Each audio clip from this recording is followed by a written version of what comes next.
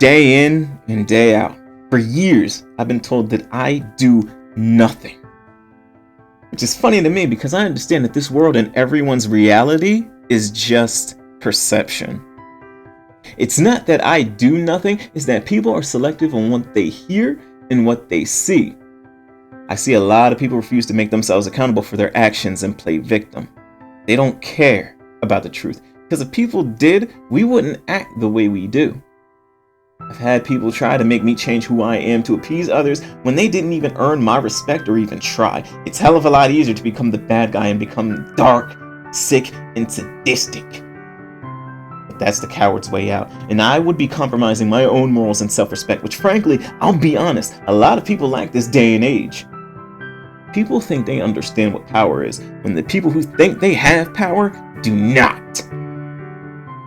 Can anyone tell me the difference between surviving and living? The difference between the two is the ability to choose. When you are surviving, you don't have much of a choice but to do what is necessary to make it to the next day. You always have your finger on the trigger because you don't know who's with you or against you. Living is when you can expand your horizons and breathe. You have the option to have your gun, but you also can choose to leave it at the door. You are not in constant defense. This circles back to what power really means, and from what I see, a lot of people are abusing their power and letting it go to waste.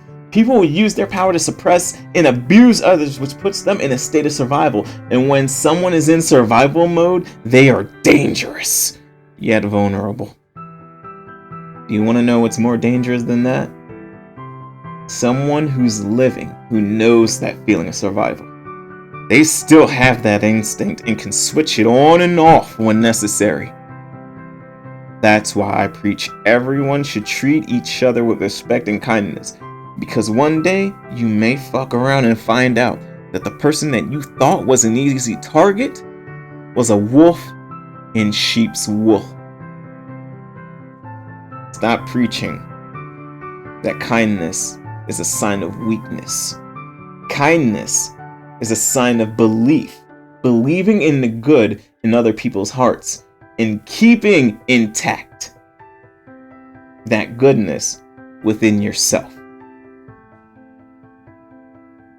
Do not shortchange yourself for anyone, because at the end of the day, you only have you to depend on. You have to sleep with your